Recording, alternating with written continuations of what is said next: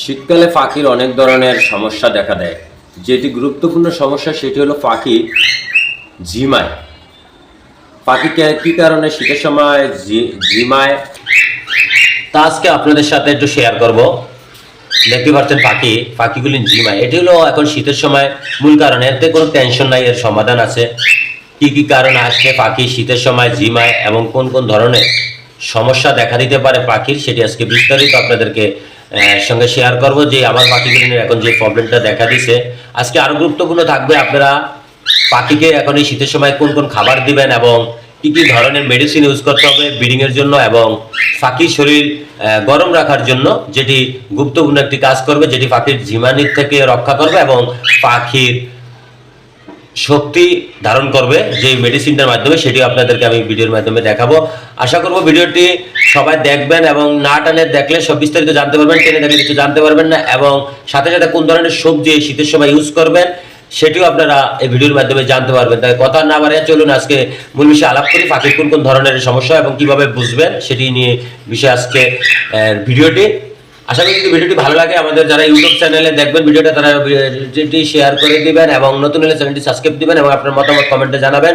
আপনার পাখির কী কী সমস্যা সেই বিষয়ে কমেন্টে জানিয়ে দিবেন, আমরা তার সাথে সাথে উত্তর রিপ্লাই দিয়ে দিব এবং যেটুকু আমরা জানি এবং আপনারা যারা জানার আছে পাখির এই মুহূর্তে কোন কোন সমস্যা দেখা দিতে পারে সেটি আপনারাও আমাদেরকে জানাতে পারেন কমেন্টের মাধ্যমে। আশা করি সবারই ভিডিওগুলি ভালো লাগবে এবং সবার পরামর্শই প্রয়োজন হবে।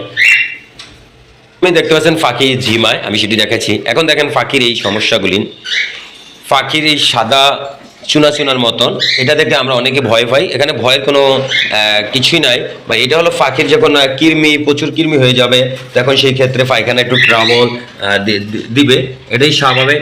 আমরা সবাই চেষ্টা করবো যে পাখির প্রথম থেকে যদি আমরা নিম পাতা সপ্তাহে 2 দিন করে খাওয়াতে পারি, সেক্ষেত্রে পাখি কৃমির বিস্তারের থেকে আমরা রক্ষা করতে পারবো। কিন্তু নিম পাতায় কৃমি ভালো হবে না, আপনাকে কৃমির কোর্স করাইতে হবে। সেটি আপনি কমেন্ট করবেন কৃমির কোন কোর্সটা করাইতে হবে, আমরা সেটি আপনার কমেন্টে দিয়ে দিব ছবি সহ।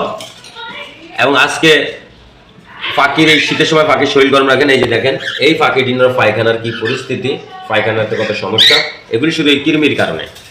সবসময় আগে চেষ্টা করুন পাখির ব্রিডিং করার আগে পাখির কৃমির কোর্স করাইতেন এবং ব্রিডিং এর কোন কোন মেডিসিন প্রয়োজন সেটাও আপনারা যদি কমেন্ট করেন আমরা আপনাদেরকে কমেন্টে বলে দিব এবং ছবি দিয়ে দিব, ছবি দিয়ে দিব মেডিসিনের। আপনারা চাইলে সেটি দিয়ে ট্রাই করে দেখতে পারেন।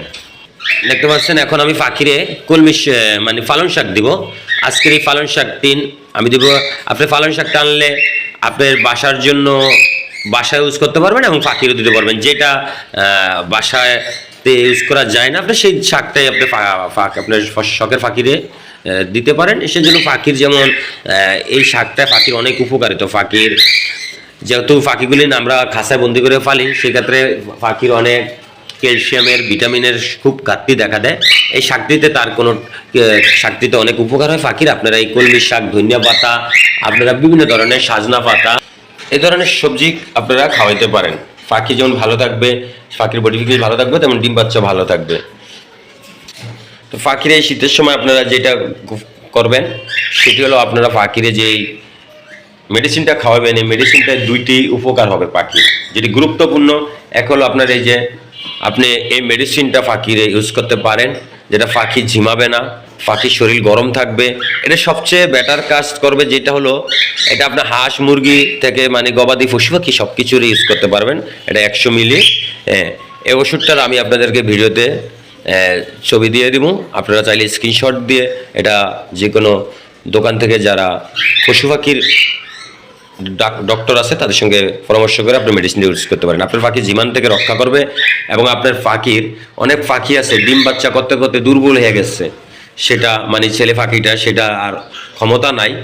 এটার মূল কাজ হলো সেই পাখিটাকে সচল করার।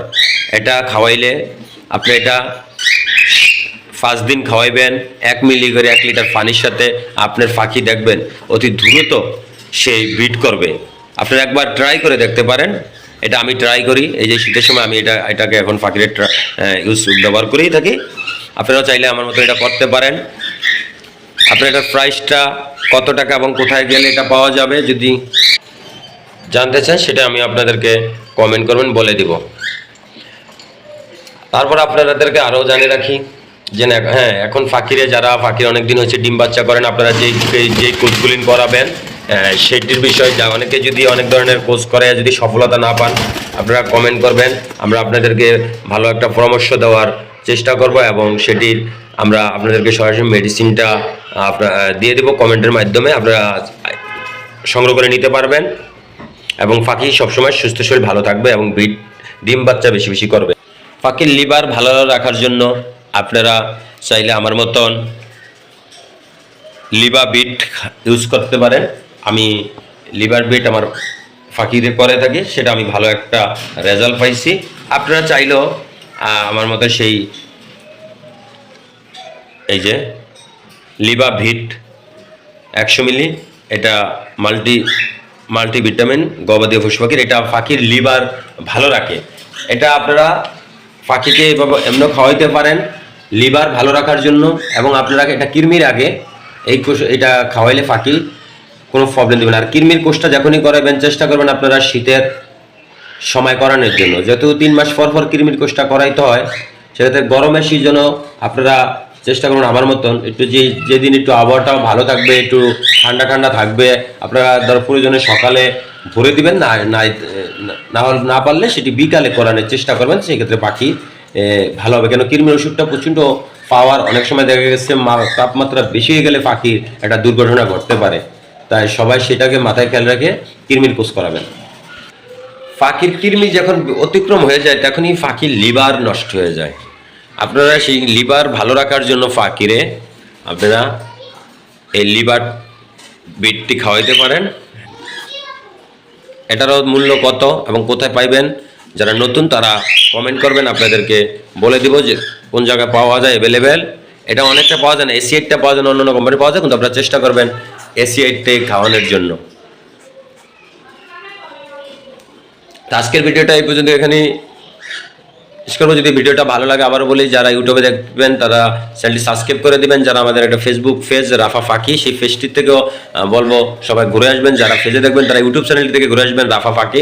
এবং যারা মেডিসিনগুলি ইউজ করতে চান, অনেকেই মেডিসিনের নাম জানেন না, তারা আমাদেরকে কমেন্ট করবেন, আমরা কমেন্টে আপনাদেরকে জানিয়ে দিব এবং ছবি সহ দিয়ে দিব।